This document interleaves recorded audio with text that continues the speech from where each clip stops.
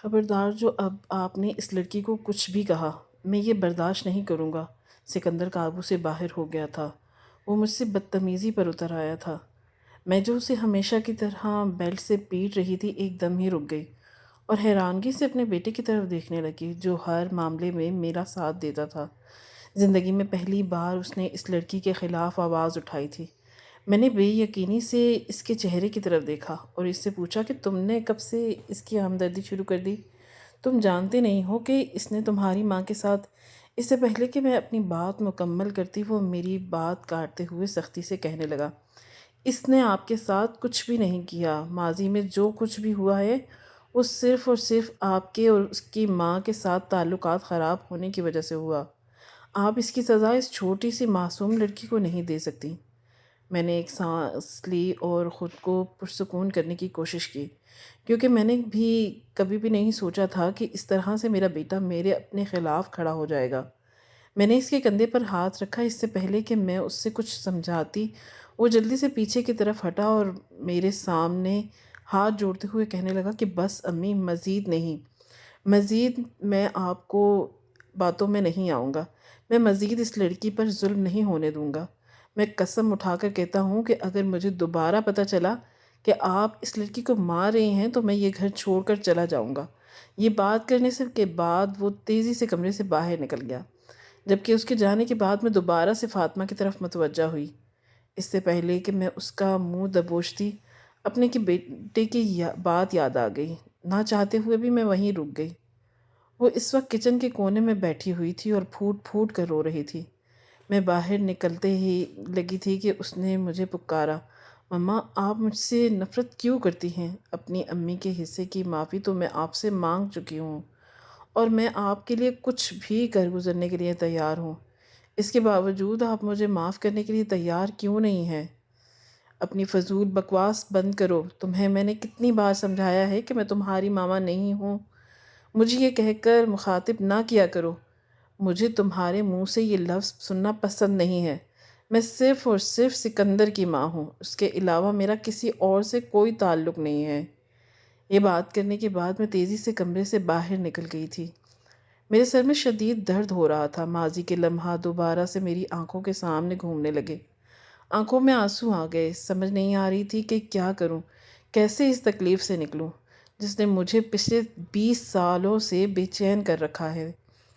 رات کا وقت تھا۔ آپ نے کمرے میں لیٹی ہوئی تھی کہ جب دروازے پر ہلکی سی دستک ہوئی۔ میں نے اندر آنے کی اجازت دی تو مجھے اندازہ تھا کہ میرا بیٹا ہی ہوگا۔ دن کے وقت وہ مجھ سے بدتمیزی کر کے گیا تھا اور یقیناً ابھی وہ مجھ سے معافی مانگنے کے خیال سے آیا ہوگا۔ جب میں نے اسے اپنے سامنے شرمندہ کر دیکھا تو مجھے یہ تھا کہ ابھی وہ معافی مانگے گا، میرے سامنے رکھ دے گا، مگر حیرت انگیز طور پر ایسا کچھ بھی نہیں ہوا۔ میرے قریب ہی بیٹھا اور میرا ہاتھ فکر پکڑتے ہوئے سمجھاتے ہوئے کہنے لگا کہ دیکھیں امی، آپ کو چاہے کہ آپ اس لڑکی کو حد سے زیادہ خیال رکھیں، کیونکہ ہمارا دین بھی ہمیں یہی بات سمجھاتا ہے۔ میں اسے گھورتے ہوئے کہا کہ تم مجھے دین کے بارے میں زیادہ نہ سمجھاؤ، میرا تجربہ تم سے زیادہ ہے اور تم سے زیادہ علم حاصل کیا ہوا ہے میں نے۔ اس کے ساتھ کوئی زیادتی نہیں کری، بلکہ جو گناہ وہ کرتی ہے اس کی سزا دیتی ہوں۔ اس کے علاوہ تو میں نے کبھی اسے کچھ نہیں کہا۔ اگر میں بدلہ لینا چاہتی تو تم دیکھتی کہ میں اس کے ساتھ کیسا سلوک کرتی۔ وہ تعصب سے میرے چہرے کی طرف دیکھتے ہوئے کہنے لگا کہ شکر ہے اماں کہ آپ بدلہ نہیں لے رہی، ورنہ تو آپ نے اس لڑکی کو جیتے جی ہی مار دینا تھا۔ اب مجھے بتائیں کہ میں آپ کی اس قدر ظالم کیا کر سکتا ہوں؟ کیا آپ کے سینے میں دل نہیں ہے یا پھر وہ دل پتھر کا بنا ہوا ہے؟ میں حیرانگی سے اپنے بیٹے کے بدلے ہوئے لہجے کے رویے کی طرف دیکھ رہی تھی۔ میں نے اس سے پوچھا کہ تمہیں اس لڑکی سے اتنی ہمدردی کیوں ہو رہی ہے؟ کہیں تم اس لڑکی کی ذات میں کوئی دلچسپی تو نہیں لینے لگے؟ اگر ایسی کوئی بات ہے تو یہ خیال ابھی اور اسی وقت ذہن سے نکال دو۔ قیامت تک ممکن نہیں ہو سکتا کہ میں کبھی بھی تمہارا نکاح اس لڑکی سے کرواؤں۔ میں اسے اپنی چھوٹی بہن مانتا ہوں، کبھی بھی اس طرح کی کوئی بھی بات میں اس کے بارے میں سوچ بھی نہیں سکتا۔ میں صرف اور صرف آپ کو یہ سمجھا رہا ہوں کہ آپ باز آ جائیں اور اب اسے مزید تکلیف نہ پہنچائیں۔ آپ کیوں بھول جاتی ہیں کہ آپ کی ایک عدد بیٹی بھی ہے جس کی 2 سال پہلے ہی آپ نے شادی کی تھی؟ سوچیں کہ اگر اس کے ساتھ بھی ایسا ویسا کچھ میری بیٹی کے ساتھ کچھ بھی نہیں ہوگا، کیونکہ میں نے کسی عورت کی جوانی کو تباہ و برباد نہیں کیا۔ لیکن امی، آپ ایک معصوم لڑکی کو اس گناہ کی سزا دے رہی ہیں جو اس نے کیا ہی نہیں ہے۔ مت بھولیں کہ اللہ تعالیٰ کی لاٹھی بے آواز ہے۔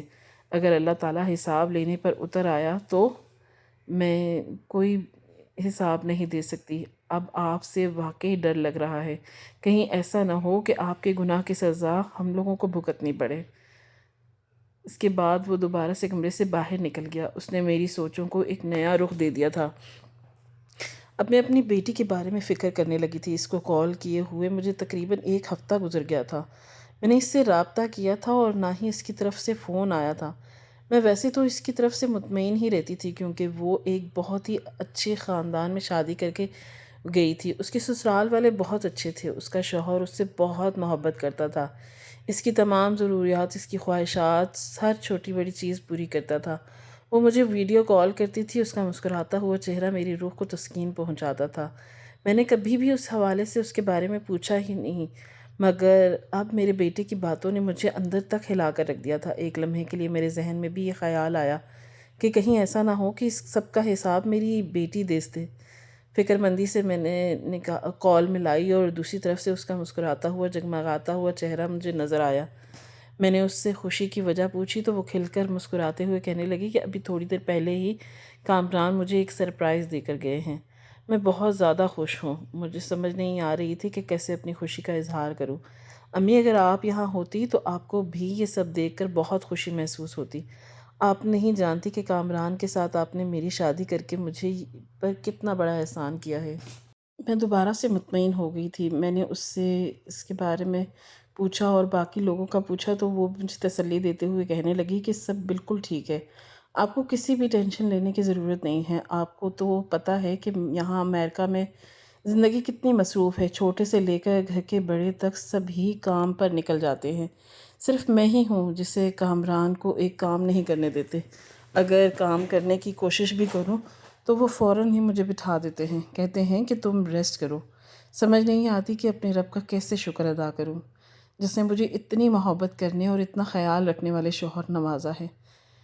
میں نے اسے دعائیں دیں اور اسے کہا کہ تم ہمیشہ ہی خوش رہو۔ اچانک ہی اس نے مجھ سے فاطمہ کے بارے میں سوال کیا تو میں خاموش ہو گئی، اپنے آپ پر قابو پائے اور مسکراتے ہوئے کہا کہ وہ بھی بالکل ٹھیک ہے، مگر میری مسکراہٹ میرے الفاظ کا ساتھ نہیں دے رہی تھی۔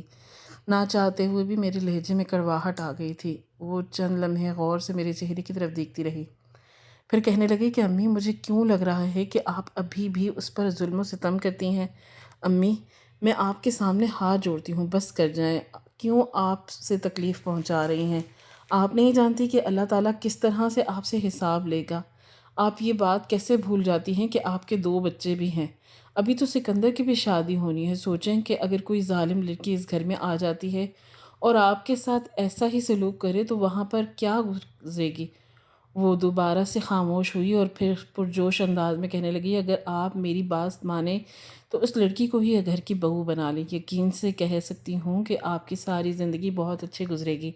اپنی گھر کی دیکھی بھالی لڑکی ہے، نہ صرف آپ کا خیال رکھے گی بلکہ آپ کو یہ بھی ڈر نہیں ہوگا کہ وہ آپ کے بیٹے کو آپ سے چھین لے گی، ورنہ تو وہ آج کل کی لڑکیوں کے بارے میں آپ کو بالکل اندازہ نہیں ہے کہ وہ کس طرح چالاک ہوتی ہیں۔ پہلے ہی رات اپنے شوہر کو قابو میں کر لیتی ہیں اور پھر مہینے بعد ہی ماں باپ کو یوں ہی چھوڑ کر چلی جاتی ہیں۔ کہیں آپ کے متھے میں بھی اسی طرح کی کوئی عورت نہ لگ جائے۔ اپنی بیٹی کی بات سن کر میں نے اسے ڈانٹتے ہوئے کہا کہ اگر بندہ اچھی بات نہیں کر سکتا تو غلط بات بھی منہ سے نہیں نکالنی چاہیے۔ تم ان سب چیزوں کی فکر مت کرو۔ جہاں تک اس لڑکی کو بہو بنانے کا سوال ہے تو یہ مرتے دم تک نہیں ممکن، اور ویسے بھی میرا بیٹا اسے اپنی بہن ہی سمجھتا ہے، تو تم بھی یہ خیال اپنے ذہن سے نکال دو۔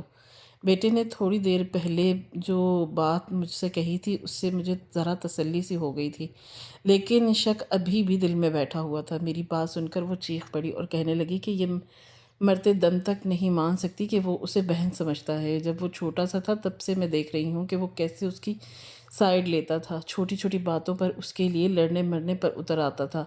اس وجہ سے آپ نے اسے تعلیم حاصل کرنے کے لیے ملک سے باہر بھیجا تھا۔ تب بھی میں نے آپ کو یہی کہا تھا کہ وہ اس کے لیے ملک میں واپس آ جائے گا، کیونکہ وہ اس کے بغیر نہیں رہ سکتا۔ آپ نے میری اس بات سے بھی اعتراض کیا تھا۔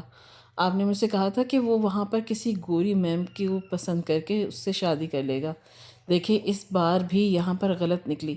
میں اپنے بھائی کو آپ سے زیادہ اچھے طریقے سے جانتی ہوں، میں اس کی فطرت کو سمجھتی ہوں۔ مجھے پتہ ہے کہ جب ایک بار اس سے کوئی چیز پسند آ جائے تو وہ اسے حاصل کر کے ہی رہتا ہے۔ یہاں پر تو سوال اس کے بچپن کی محبت کا ہو رہا ہے، تو وہ کیسے پیچھے ہٹ سکتا ہے؟ اگر اس نے اس طرح کی کوئی بات کی ہے تو وہ دراصل آپ کو مطمئن کرنے کے لیے کی ہے۔ اسے ڈانٹتے ہوئے کہا کہ تمہیں میں نے کال اس وجہ سے نہیں کی تھی کہ تم میری پریشانی میں مزید اضافہ کر دو۔ میں سوچ رہی تھی کہ تم سے بات کروں گی تو دل کا بوجھ ہلکا ہو جائے گا۔ چلو اب جلدی سے کال رکھو، تم نے تو مجھے بہت ٹینشن میں ڈال دیا ہے۔ غصے میں نے کال کاٹ دی، لیکن کٹنے سے پہلے ہی اچانک مجھے ایک چیخ کی آواز سنائی دی جو یقیناً میری بیٹی کی تھی۔ میرا دل ایک دم ہی گھبرا گیا۔ دوبارہ سے میں نے اسے کال ملائی، لیکن اب اس کا نیٹ بند آ رہا تھا۔ ہزاروں بار کال کرنے کے وسوسے اور بہت ساری پریشانیاں میرے دل میں جگہ لینے لگی۔ میں جلدی سے بھاگتی ہوئی بیٹے کے کمرے میں گئی۔ میں نے اسے کہا کہ ابھی اور اسی وقت کامران کو کال ملائے اور اس سے بولو کہ اپنی بیٹی سے بات کروائے۔ میرا دل اس کے لیے بہت پریشان ہو رہا ہے۔ وہ مجھے ٹینشن میں دیکھ کر خود بھی فکر مند ہو گیا اور پوچھنے لگا کہ آخر کیا ہوا؟ سوالات جوابات کا وقت نہیں ہے، تم جلدی سے کال ملاؤ۔ کامران نے کال ریسیو کر لی تھی، لیکن اس نے بات کرنے کے بعد یہ بہانہ بنا دیا کہ وہ سونے کے لیے لیٹ گئی ہے۔ دراصل کافی راتوں سے نہیں سو پائی کیونکہ بچہ تنگ کر رہا تھا، اس وجہ سے اسے جگانا مناسب نہیں ہو سکا۔ مجھے صرف 15 منٹ ہی گزرے تھے اور یہ کیسے ممکن ہو سکتا ہے کہ 15 منٹ کے اندر اندر کوئی بھی کام کرنے کے بجائے وہ جا کر سو گئی ہو۔ میرا دل بے چین ہو رہا تھا، لیکن اپنے داماد کی بات پر یقین کرنے کے علاوہ ہمارے پاس کوئی دوسرا راستہ بھی نہیں تھا، اور جتنا اسے سر پر چڑھا رکھا تھا اس کے بعد وہ مجھے یہی لگتا تھا کہ وہ اس کے ساتھ کسی بھی قسم کی زیادتی نہیں کر سکتا۔ 2 دن گزر گئے تھے، میں نے اس دوران فاطمہ کو کچھ بھی نہیں کہا تھا، نہ ہی میں نے اسے کوئی تکلیف پہنچائی تھی۔ وجہ یہی تھی کہ میرا بیٹا ان دنوں چھٹیوں پر تھا۔ اس نے مجھے کچھ ہی دنوں کے بعد ایک ملٹی نیشنل کمپنی میں جاب کرنے کے لیے جانا تھا۔ اس کے لیے وہ بہت زیادہ پرجوش تھا۔ گھر میں ایک چیز جو میں شدت سے نوٹ کر رہی تھی، وہ دونوں فارغ وقت میں ایک دوسرے کے ساتھ کھڑے باتوں میں مصروف رہتے تھے۔ باتوں میں اس لڑکی کو خبردار کرنے کی بہت کوشش کی کہ وہ میری کوئی بھی بات سننے کے لیے تیار ہی نہیں تھی۔ یقیناً وہ جانتی تھی کہ جاگتی آنکھوں سے خواب دیکھ رہی تھی۔ مجھے اندازہ ہو رہا تھا کہ بہت جلد ہی اس کی آنکھوں سے یہ خواب چھیننے پڑیں گے تاکہ اس کی کوئی امید باقی نہ رہے۔ مغرب کا وقت تھا کہ نماز پڑھ کے فارغ ہوئی تو دیکھا کہ صحن میں دونوں موجود نہیں تھے، نہ جانے کہاں پر چلے گئے۔ میرا دل تیزی سے دھڑک رہا تھا۔ اچانک ہی میرا دھیان چھت کی طرف گیا۔ میں دبے قدموں سے اوپر جانے لگی تو دیکھنا چاہتی تھی کہ وہاں پر آخر کیا چل رہا ہے۔ اچانک ہی اپنے بیٹے کی آواز سنائی دی، تم صرف اور صرف ایک بار اپنی محبت کا اظہار کر دو، میں تم سے وعدہ کروں گا کہ تمہیں اپنا لوں گا اور عزت بڑی زندگی دوں گا۔ وہ تڑپ کر کہنے لگی کہ میں تم سے محبت کا اظہار کرنے میں کوئی خامی محسوس نہیں کرتی، لیکن یہ بات بہت اہم ہے کہ بے شک میں تم سے اپنی محبت کا اظہار کر بھی دوں، پھر بھی تمہاری ماں کا مجھے قبول نہیں کریں گی۔ میں جانتی ہوں کہ وہ مجھ سے شدید نفرت کرتی ہیں، اور جب انہیں اس بارے میں پتہ چلے گا تو ان کی نفرت میں مزید اضافہ ہو جائے گا۔ میں نہیں چاہتی کہ اس گھر میں میرے لیے مزید مشکلات کھڑی ہوں۔ جب میں نے یہ باتیں سنی تو میرا خون غصے سے کھولنے لگا۔ یہ لڑکی اس قدر چالاک ہو گئی، میں نے یہ کبھی سوچا بھی نہیں تھا۔ اس نے میرے بیٹے کو مکمل طور پر اپنے قابو میں کیا ہوا تھا کہ وہ اس کے لیے میرے سامنے کھڑا ہو سکتا ہے۔ سب سے زیادہ غصہ مجھے یہی چیز دلا رہی تھی۔ میں تیزی سے وہاں سے چلی گئی۔ اپنے تاثرات کو نارمل کرتے ہوئے بیٹے سے پوچھا کہ اس پہر تم دونوں یہاں پر کیا کر رہے ہو؟ کیا تم لوگوں کو اندازہ نہیں ہے کہ یہ محلہ کس قدر چھوٹے ذہنیت کے مالک رکھنے والے لوگوں کا ہے؟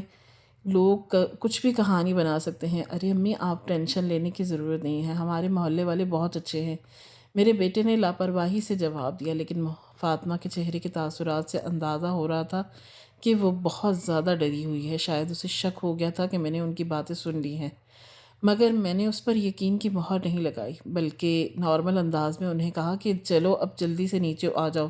میں خود بھی پلٹ گئی۔ اپنے پیچھے مجھے دوبارہ سے فاطمہ کی آواز سنائی دی جو فکر مندی سے اسے کہہ رہی تھی کہ مجھے لگتا ہے کہ تمہاری ماں نے ہماری باتیں سن لی ہیں۔ ارے ایسا کچھ بھی نہیں ہے، اگر وہ ہماری باتیں سن لیتی تو اب سارے محلے کو سر پہ اٹھا لیتی۔ تم اپنے چھوٹے سے دماغ پر زیادہ زور نہ ڈالا کرو اور پرسکون ہو جاؤ۔ جب تک میں تمہارے ساتھ ہوں تب تک تمہیں کسی بھی چیز سے خوفزدہ ہونے کی ضرورت نہیں ہے۔ اپنے بیٹے کی باتیں سن کر میرے چہرے میں مزید اضافہ غصہ ہو گیا۔ بس انہیں چل رہا تھا کہ بس ہی نہیں چل رہا تھا کہ اس لڑکی کو اٹھا کر کسی ایسی جگہ پر پھینک دوں جہاں سے اس کو واپس ہمیشہ ہمیشہ کے لیے ناممکن ہو۔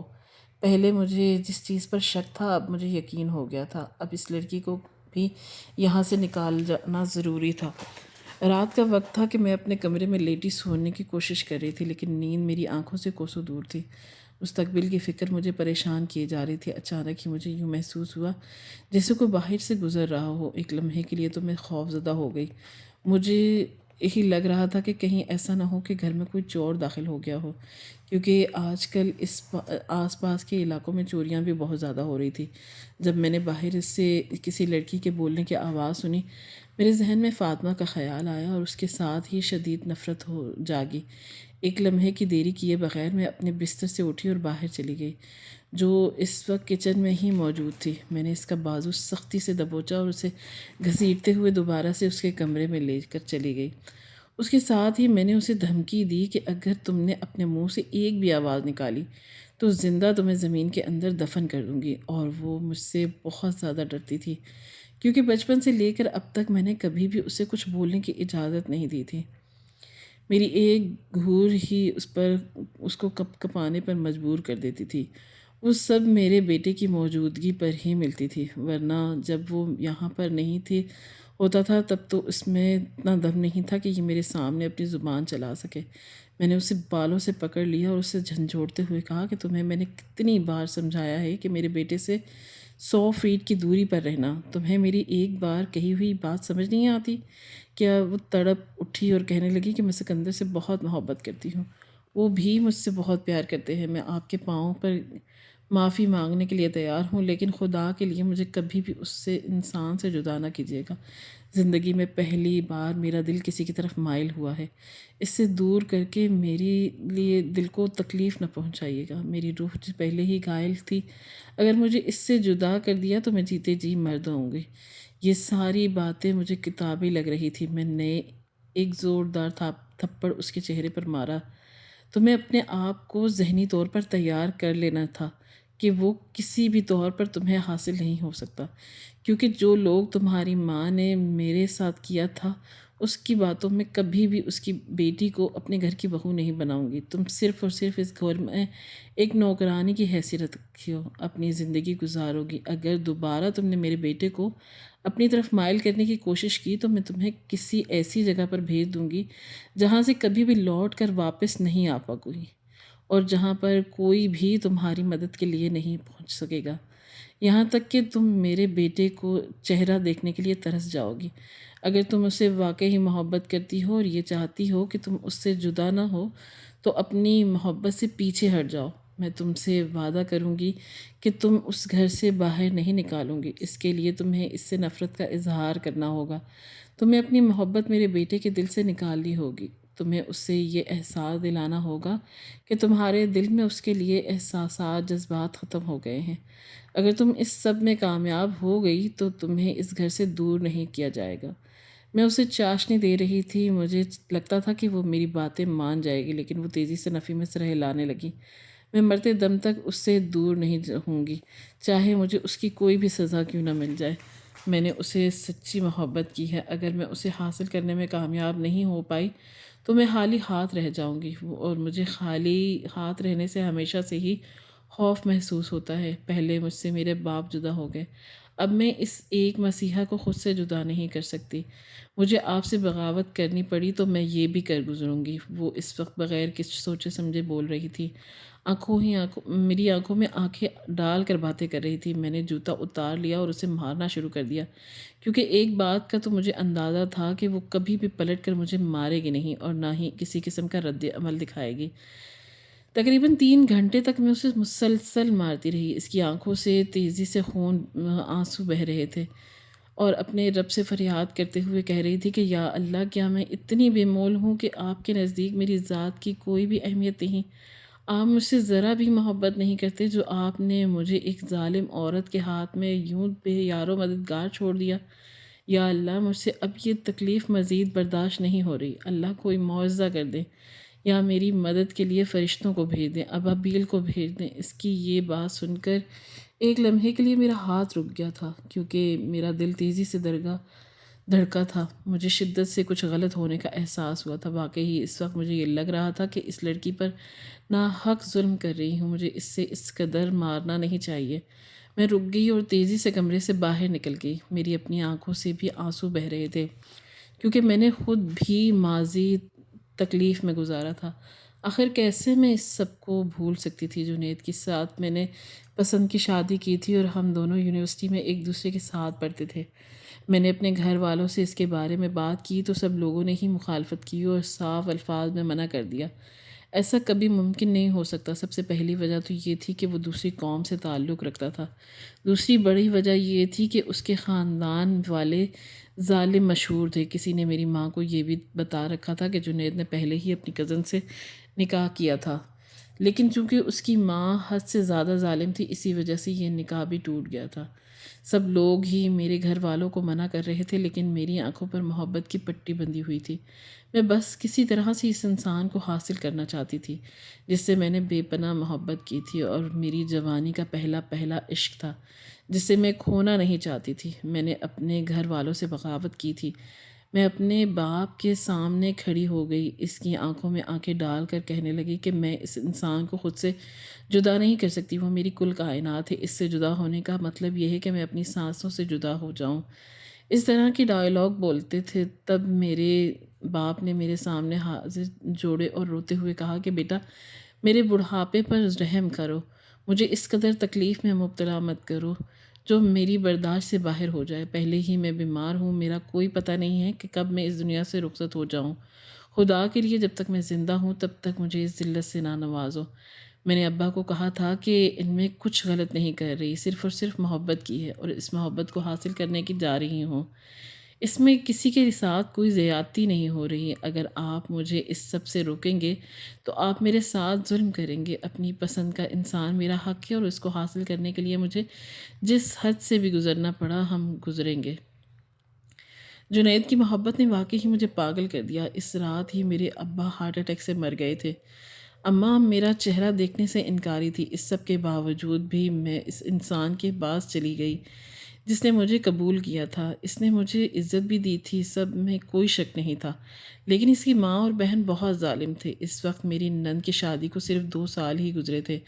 ہر روز وہ میکے سے منہ اٹھا کر چلی آتی تھی، میرے بارے میں عجیب و غریب قسم کی باتیں کرتی تھی۔ یوں محسوس ہوتا تھا کہ اس کا پسندیدہ ٹاپک صرف اور صرف میری ذات ہی ہے۔ سنو، شروع کے دنوں میں تو بہت ہی اچھے گزرے۔ میرا شوہر میری بہت عزت کرتا، مجھ سے محبت کرتا، میری ہر خواہش پوری کرتا، میرے منہ سے نکلنے ہوئی بات ہر پوری کرتا۔ اس دوران میں نے اپنے گھر والوں کو بھی مکمل طور پر بھلا دیا تھا۔ مجھے کبھی کبھار اس بات کا احساس ہوتا تھا کہ میں نے اپنے باپ کے ساتھ بہت بڑی زیادتی کی ہے، لیکن میرا شوہر مجھے تسلی دیتا تھا اور کہتا تھا کہ تمہارا کوئی قصور نہیں تھا، اس کی زندگی میں اتنی ہی لکھی تھی، بس وجہ یہ بن گئی۔ وہ ہر طرح سے میرا خیال رکھتا تھا، لیکن جب بھی اس کی بہن گھر آتی کوئی نہ کوئی فساد مچ جاتا۔ پہلی بار اس نے اپنی بہن کی وجہ سے میرے چہرے پر ہاتھ اٹھایا، اور وہ رات میرے لیے بہت ہی خوفناک تھی، کیونکہ میں نے کبھی نہیں سوچا تھا کہ اس طرح کے حالات سے بھی مجھے گزرنا پڑے گا۔ اس کے بعد تو اس نے مجھ پر ظلم و ستم کے پہاڑ توڑ ڈالے۔ اپنی بہن کی وجہ سے وہ مجھ پر شک بھی کرنے لگا۔ اس کی بہن نہ جانے اسے کس طرح کی باتیں آ کر بتاتی کہ وہ مجھ پر شک کرنے لگتا۔ اگر میں کسی سے کوئی بات کر لیتی تو وہ مجھے پورا گھر سر پر اٹھا لیتا، اور اکثر ہی مجھے وہ یہ بات کہتا کہ اگر تم اپنے گھر والوں کو میرے لیے چھوڑ سکتی ہو تو اس کا یہ مطلب یہ ہے کہ تم کسی اور کے لیے مجھے بھی چھوڑ سکتی ہو۔ اب تمہاری ذات پر ذرا بھی یقین نہیں ہے۔ یہ باتیں اس نے پہلے کبھی بھی نہیں کی تھی، اور ایک بار میں نے اپنی نند کو اسے بھڑکاتے ہوئے سن لیا، اور اسے کہہ رہی تھی کہ تمہاری بیوی 1 نمبر کی عیاش انسان تھی۔ میں نے اس کے خاندان کے بارے میں پتہ لگایا ہے، سب لوگ ہی یہی باتیں بتاتے ہیں کہ اس کے ہر دوسرے مرد کے ساتھ تعلقات تھے اور یہ کوئی اچھی بات نہیں ہے، تم اسے کبھی بھی میکے لے کر نہ جانا، ورنہ وہاں پر تو تمہارے کوئی بھی لحاظ نہیں کرے گا اور نہ ہی تمہاری کوئی عزت ہوگی۔ اگر تم میری ایک بات مان لیتے ہو تو اس عورت کو ہی چھوڑ دو، یہی تمہارے لیے بہتر ہے، کیونکہ بہت جلد وہ تمہیں چھوڑ کر بھی چلی جائے گی۔ اس دن میں نے اپنی نند کے ساتھ بہت لڑائی کی تھی۔ میں نے اسے کہا کہ اگر تم کسی طرح کی عورت ہو جو دوسری عورت کا گھر توڑی ہو، میرے شوہر نے اس دن دوبارہ سے مجھے مارا، لیکن پھر قسمت ہی حقیقی کرنی ایسی ہوئی کہ میرے شوہر کا ایک کار ایکسیڈنٹ میں انتقال ہو گیا۔ اس کے ساتھ میری نند بھی موجود تھی اور وہ بھی اس دنیا سے چل بسی۔ اس کی ایک چھوٹی سی بیٹی تھی جو میری گود میں آ گئی۔ میری ساس نے میرے سامنے حاضر ہاتھ جوڑے اور روتے ہوئے کہا کہ خدا کے لیے اس بچی کو سنبھال لینا اور اس کی پرورش کرنا۔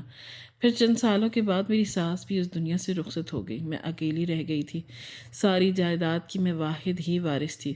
میرے شوہر کی کچھ دکانیں بھی تھیں جس سے ہر مہینے ہی ایک موٹی رقم آتی، جس سے اچھی خاصی آمدن ہو جاتی تھی۔ میرے بچے بہت ہی پرسکون انداز میں زندگی گزار رہے تھے، لیکن جب میں اس لڑکی کو دیکھتی تھی تو میرے اندر شدید نفرت ابھرتی تھی۔ میرا بس نہیں چلتا تھا کہ میں اس لڑکی کو جان سے مار دوں۔ ایک دو بار تو میں نے اسے مارنے کی کوشش بھی کی، لیکن پھر خوفزدہ ہو گئی تھی، کیونکہ قتل کوئی چھوٹا جرم تو نہیں تھا، بلکہ اس کی وجہ سے تو انسان نہ تو اس دنیا میں زندگی گزارنے کے قابل رہتا ہے اور نہ ہی آخرت میں کوئی جگہ بنتی ہے۔ مگر اس سب کے ساتھ ہی میں یہ بات بھی نظر انداز کر رہی تھی کہ ایک یتیم کے ساتھ ظلم کرنا بھی بہت بڑی زیادتی ہے۔ اب اس میں اس بچی کا تو کوئی قصور نہیں، کیونکہ وہ صرف اور صرف 5 سال کی تھی جب اس کی ماں چل بسی۔ میرا بیٹا 1 سال بعد جس دنیا میں آیا تھا اور وہ 1 سال چھوٹا تھا، لیکن اس کے باوجود بھی دونوں میں اچھی خاصی دوستی تھی۔ بچپن میں تو اس نے سب کچھ نظر انداز کیا، کیونکہ بچوں میں اکثر دوستی ہو ہی جاتی ہے، لیکن جیسے جیسے وقت گزرتا جا رہا تھا ان کی دوستی میں اضافہ ہوتا جا رہا تھا۔ اب وہ دوستوں سے بڑھ کر اور بھی بہت کچھ ہو گئے تھے، لیکن جیسے ہی مجھے اس چیز کا احساس ہوا میں نے فیصلہ کیا کہ اب اس لڑکی کو راستے سے ہٹانے کا وقت آ گیا۔ اس رات تو میں نے اسے بہت سمجھایا تھا، لیکن وہ کچھ سمجھنے کے لیے تیار ہی نہیں تھی اور ایک ہی بات کہی جا رہی تھی کہ میں کبھی بھی آپ کے بیٹے کو نہیں چھوڑوں گی، آپ مجھے خود کوئی چال چلنی تھی۔ میں نے اس رات جا کر اپنے بیٹے سے بات کی اور اس سے جب اس کی پسند کے بارے میں پوچھا تو وہ ہچکچاتے ہوئے کہنے لگا کہ اگر امی میں آپ کو اپنی پسند کے بارے میں بتاؤں گا تو ہو سکتا ہے کہ آپ کو میری ذات سے نفرت ہو جائے۔ میں نے پیار سے اس کے چہرے پر ہاتھ رکھا اور اسے تسلی دیتے ہوئے کہا کہ ایسا کبھی نہیں ہوگا، تم صرف اور صرف مجھے اپنی پسند کے بارے میں بتا دو، اس کے بعد تم دیکھو کہ میں تمہیں کیسے تمہاری محبت سے ملاتی ہوں۔ میں نے اسے اپنی ماضی کی کہانی بھی سنائی، لیکن میں نے اس میں زیادہ جھوٹ کی ملاوٹ کی تھی۔ اس بات کا مقصد صرف اور صرف یہ تھا کہ اس کو پہلے ہی اس بات کا احساس ہو جائے کہ اس کی ماں کے ساتھ اس عورت نے کس قدر ظلم کر رکھے ہیں۔ وہ تھوڑا سا شرمندہ ہو گیا اور پھر بالوں میں ہاتھ پھیرتے ہوئے کہنے لگا کہ امی جان اب دیکھیں اس میں اس کا تو کوئی قصور نہیں ہے۔ میں نے اس سے پوچھا کہ کیا تمہیں وہ پسند ہے، تو وہ زور و شور سے ہاں میں سر ہلانے لگا۔ میں نے اسے کہا کہ ٹھیک ہے، تمہاری اس سے منگنی کرنے کے لیے تیار ہوں، کل ہی میں تمہارے اس کے ساتھ منگنی کر دوں گی، مگر پھر تمہیں 2 سال کے بعد ہی باہر جانا پڑے گا اور کمپنی میں نوکری کرنا ہوگی۔ میں نے اسے اس سلسلے میں اپنی ایک جاننے والی سے بات کی، جب تم میرے ملک واپس آؤ گے تو میں تمہارا نکاح کروں گی۔ اس نے مجھے گلے سے لگا لیا اور پرجوش انداز میں کہنے لگا کہ امی مجھے سمجھ نہیں آ رہی کہ آپ کا کیسے شکریہ ادا کروں، آپ دنیا کی سب سے اچھی ماں ہیں۔ میں نے پیار سے اس کے ماتھے پر بوسہ دیا۔ اگلے دنوں کی اس کی منگنی چھوٹی سی رسم ہو گئی۔ مہینے کے بعد میرا بیٹا ملک سے باہر چلا گیا۔ اسی رات میں نے اس لڑکی کا بھی بندوبست کر دیا۔ ایک بوڑھے آدمی کو میں نے گھر بلایا جس کے ساتھ میں نے اس کا نکاح فکس کر دیا۔ وہ بیچاری بے یقینی کے تاثرات کے لیے میرے چہرے کی طرف دیکھتے ہوئے کہنے لگی کہ آپ میرے ساتھ ایسا کیسے کر سکتی ہیں؟ میں نے پیار سے اس کے گالوں پر ہاتھ رکھا اور اسے کہا کہ تمہیں کیا لگا تھا اتنی جلدی میں اتنا پیارا بیٹا تمہارے حوالے کر دوں گی؟ اگر تو تم نے یہ سوچا تھا کہ تمہاری سب سے بڑی غلط فہمی تھی، کیونکہ وہ صرف اور صرف میری پسند کی ہی لڑکی سے شادی کرے گا اور اس کو میں یہ بتاؤں گی کہ تم اس گھر سے بھاگ گئی ہو۔ اگر تم نے میری بات نہیں مانی تو میں بغیر نکاح کیے تمہیں اس مرد کے حوالے کر دوں گی، تمہارے ساتھ جو مرضی وہ سلوک کرے۔ وہ بہت زیادہ خوفزدہ ہو گئی تھی کیونکہ اسے اپنی عزت کے کھو جانے کا سب سے زیادہ غم تھا۔ روتے ہوئے اس نے انہیں کہا تھا تو کیا کر لیا، لیکن جانے سے پہلے اس نے میرے کانوں میں سرگوشی کی تھی کہ میں اپنا معاملہ اللہ تعالیٰ پر چھوڑتی ہوں اور آپ سے اس کا حساب لے گا۔ اپنے بیٹے کو بھی اس کی بے وفائی کے بارے میں بتا دیا۔ پہلے تو اس نے یقین نہیں کیا، لیکن جب میں نے اسے وہ ویڈیو بھیجی جو میں نے زبردستی بنوائی تھی تو اس کے بعد وہ مکمل طور پر خاموش ہو گیا تھا۔ مجھے لگ رہا تھا کہ سب کچھ ٹھیک ہو گیا ہے، لیکن یہ صرف اور صرف میری غلط فہمی تھی۔ اگلے ہی دن میری بیٹی میرے گھر کے دروازے کے باہر کھڑی تھی۔ اپنا چھوٹا بچہ اس نے سینے سے لگایا ہوا تھا اور روتے ہوئے کہہ رہی تھی کہ ماں، میں اب مزید یہ ظلم برداشت نہیں کر سکتی۔ ماں، اور انسان حد سے زیادہ ظالم ہے، اس نے مجھے بہت مارا، یہاں تک کہ وہ میرے بچے کو بھی جان سے مار دینا چاہتا تھا۔ اس کے علاوہ وہ میری بیٹی پتہ نہیں کیا کیا کہہ رہی تھی۔ میرے لیے بہت مشکل ہو گیا تھا کہ اپنے بیٹے کو کال کر کے میں ملک واپس آنے کے لیے کہتی، تو اس نے بے رخی کا مظاہرہ کرتے ہوئے کہا کہ اب میرے لیے وہاں پر کچھ بھی نہیں بچا، میں کبھی بھی وطن واپس نہیں آؤں گا، کبھی بھی میرا چہرہ نہیں دیکھیں گے۔ یہ کہہ کر اس نے کال کاٹ دی۔ میں مکمل طور پر اکیلی رہ گئی تھی۔ ستم تو یہ ہوا کہ اس کو جن دکانوں کے کرائے پر مجھے امید تھی اس سے گھر کا اچھا انتظام چل رہا تھا، وہ بھی کسی نے زبردستی چھین لی۔ ہم دونوں ماں بیٹی نے کیس کیا، لیکن ہمارے ہاتھ کچھ بھی نہیں آیا اور ہم ہمیشہ کی طرح بے یار و مددگار رہ گئیں۔ تبدیل کر دیا، صاف ظاہر ہو رہا تھا کہ اب وہ ہمارے ساتھ کسی بھی قسم کا کوئی تعلق نہیں رکھنا چاہتا۔ ایک گھر بچا تھا، کچھ وقت گزرا تو حالات اتنے خراب ہو گئے کہ گھر میں کھانے کے لیے بھی کچھ نہ بچا اور نہ ہی پیسے تھے کہ باہر سے خرید کر لا سکتے۔ اس کی بیٹی کے لیے دودھ بھی ختم ہو جاتا تھا۔ نہ جانے کتنے کتنے گھنٹے وہ روتی رہتی تھی۔ میں نے پوری زندگی عیاشی میں گزار دی تھی، لیکن یہ وہ وقت تھا جب میں نے گھر سے باہر نکل کر دوسروں کے گھروں میں کام کرنا شروع کر دیا تھا۔ ایک دن میں بڑے گھر میں کام کرنے کے لیے گئی تو مجھے اچانک ہی اپنے نام کی پکار سنائی دی۔ پلٹ کر دیکھا، وہاں پر فاطمہ کھڑی تھی۔ ایک لمحے کے لیے تو مجھے لگا کہ میرے قدموں کے نیچے سے زمین نکل گئی۔ شرمندگی کا احساس ہوا، میری آنکھیں زمین پر ہی جم گئی تھی۔ وہ پریشانی سے میرے پاس آئی اور میرے کندھے پر ہاتھ رکھتے ہوئے کہنے لگی کہ آپ نے اپنا کیا حال بنا دیا۔ میری آنکھوں سے تیزی سے آنسو ٹپکنے لگے۔ میں اس کے قدموں میں گر گئی اور روتے ہوئے کہا کہ مجھے معاف کر دو، مجھ سے بہت زیادہ غلطی ہو گئی، مجھے تمہارے ساتھ ایسا کچھ زیادتی نہیں کرنی چاہیے تھی۔ اس نے میرے ہاتھ پکڑے اور کہا کہ میں آپ سے ناراض نہیں ہوں، جو کچھ بھی آپ نے میرے ساتھ کیا وہ میں نے قسمت کا لکھا سمجھ کر قبول کر لیا۔ میں یہاں پر بہت ہی پرسکون زندگی گزار رہی ہوں۔ میرا شوہر صرف 1 مہینے ہی زندہ رہ سکا، پھر اس کا انتقال ہو گیا۔ اس کی ساری جائیداد میرے نام ہی ہے۔